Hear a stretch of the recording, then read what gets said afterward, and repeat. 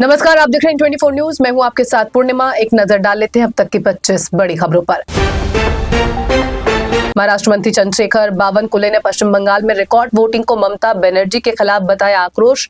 मुगल शासकों से की ममता बनर्जी की तुलना, कहा बंगाल में दीदी के शासन का अंत है निश्चित।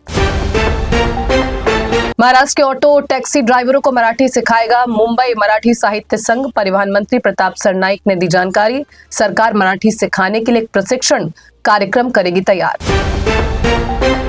शिंदे गुट के नेता संजय निरुपम ने परिवहन मंत्री प्रताप सरनाईक को लिखा पत्र। ऑटो टैक्सी चालकों के लिए मराठी अनिवार्य करने के फैसले पर पुनर्विचार की मांग की। कहा सख्ती या डर का माहौल पैदा करना ठीक नहीं। महाराष्ट्र में ऑटो टैक्सी चालकों के लिए मराठी भाषा अनिवार्य करने के फैसले पर गहराया विवाद।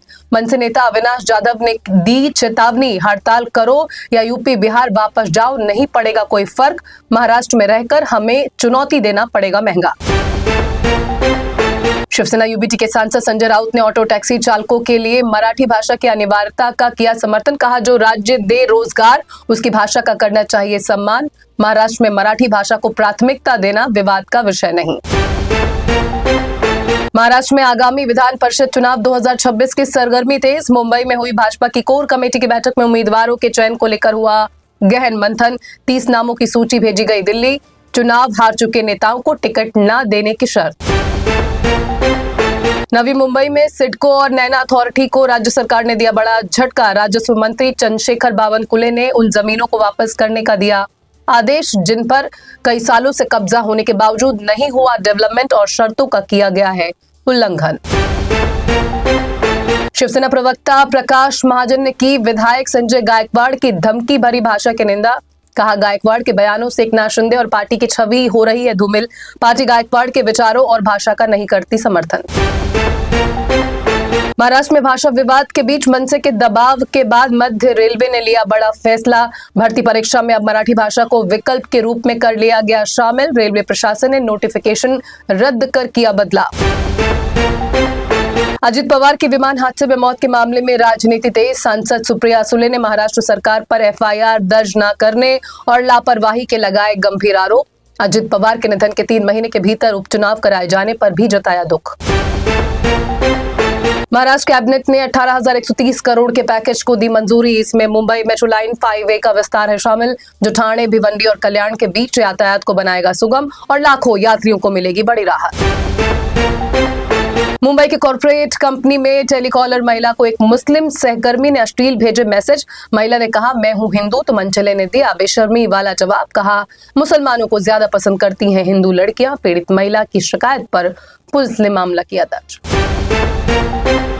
नागपुर के जरी पटका इलाके में कर्ज और वसूली के विवाद में लिया खौफनाक मोड़। एक होटल संचालक की हत्या कर बोरे में भरकर नाले में फेंक दिया गया शव। आरोपी रिक्शा चालक ने अपमानजनक मांग से तंग आकर वारदात को दिया अंजाम। पुलिस ने आरोपी को किया गिरफ्तार। महाराष्ट्र के धाराशिव से अजीबोगरीब मामला आया सामने। किसान ने अपनी 2.5 एकड़ केले की फसल कर दी नष्ट। करीब 5 लाख रुपए का हुआ नुकसान। फसल की उचित कीमत नहीं मिलने से किसान पिछले कई दिनों से था परेशान।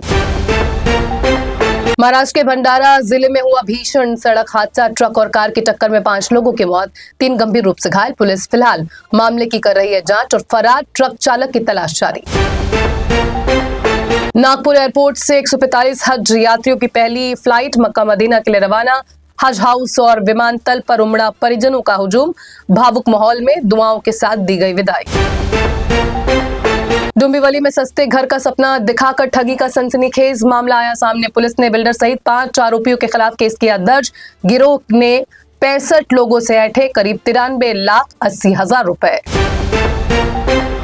यूपी के मुरादाबाद से आई दिल को दहला देने वाली खबर। जिम जाने पर पति ने की पत्नी की हत्या। वारदात के बाद 7 घंटे तक शव के पास बैठा रहा आरोपी पति। पुलिस ने आरोपी पति को किया गिरफ्तार।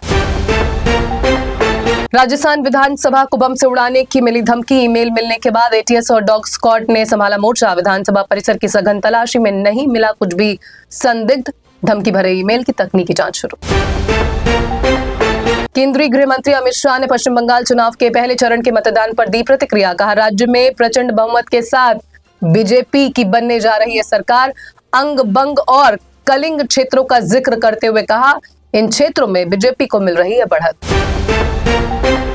पश्चिम बंगाल के हुगली में पीएम मोदी ने गंगा किनारे गुजारा समय। इस दौरान पीएम ने लोगों से की मुलाकात की तस्वीरें सोशल मीडिया पर वायरल।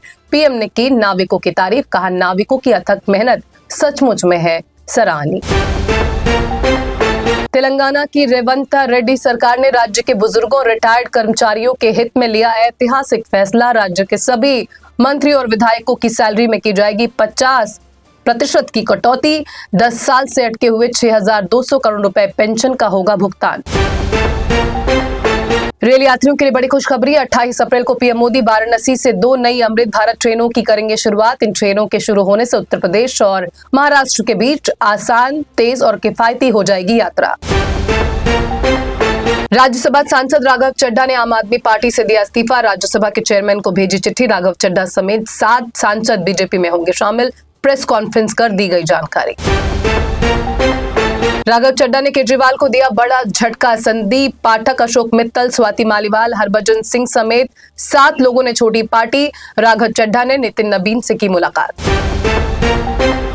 25 बड़ी खबरों में फिलहाल बस इतना ही। देश दुनिया की तमाम खबरों से अपडेट रहने के लिए जुड़े रहिए 24 न्यूज के साथ। मुझे दीजिए इजाजत। नमस्कार।